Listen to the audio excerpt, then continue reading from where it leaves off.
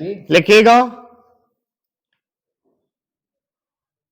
प्रत्यार्थी संख्या 1 की ओर से हाजिर होने वाले विद्वान काउंसिल ने पिटिशनर की ओर से दी गई दलील का खंडन किया और यह निवेदन किया कि पिटिशनर ना तो अपना शोध प्रबंध प्रस्तुत करने के लिए हकदार था और न उसे परीक्षा में बैठने के लिए अनुज्ञात किया जा सकता था।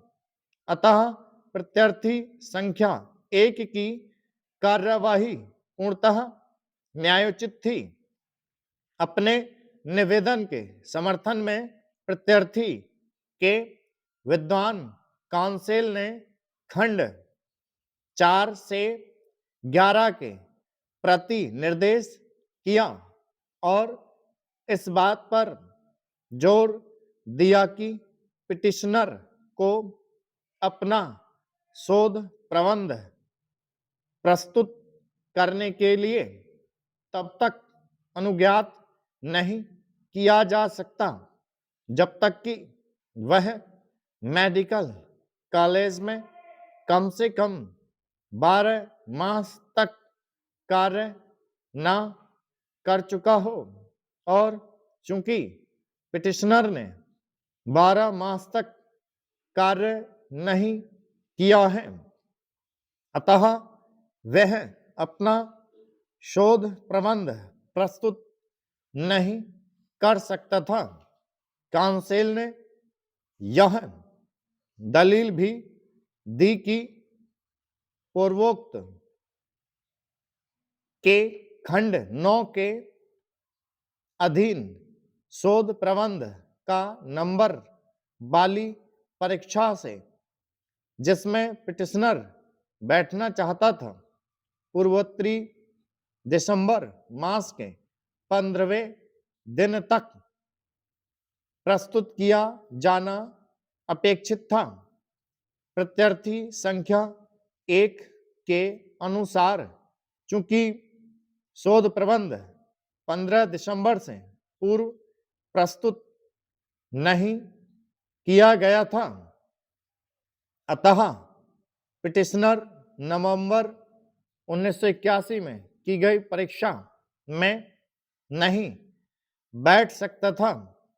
पक्षकारों के काउंसिलों को सुनने के पश्चात हमारी यह राय है कि स्थायी काउंसिल द्वारा जिन नियमों का अवलंब किया गया है वे ऐसे सामान्य मामले को लागू होते हैं जिसमें किसी छात्र का प्रवेश यथास्थिति जनवरी या फरवरी मास में किया जाता है, किंतु यहाँ एक असाधारण स्थिति उत्पन्न हो गई है जिसके लिए पिटिशनर को दोष नहीं दिया जा सकता है।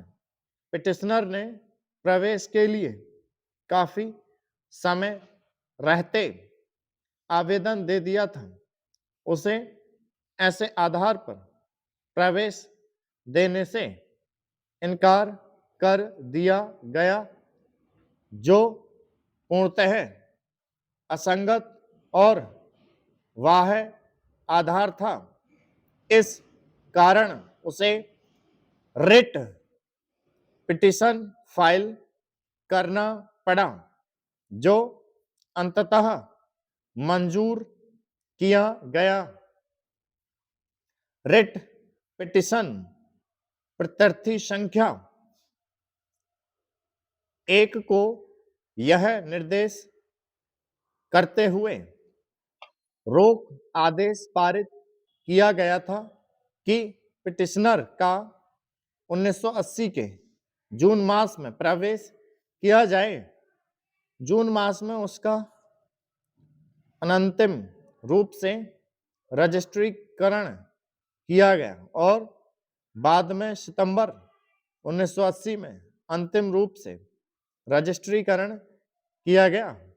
जब रिट पिटीशन मंजूर किया गया, हमें ऐसा प्रतीत होता है कि इस प्रश्न पर विचार करते समय कि क्या पिटिशनर को वर्ष 1980 के जनवरी मास में सम्यक रूप से रजिस्ट्रीकृत किया गया था या नहीं।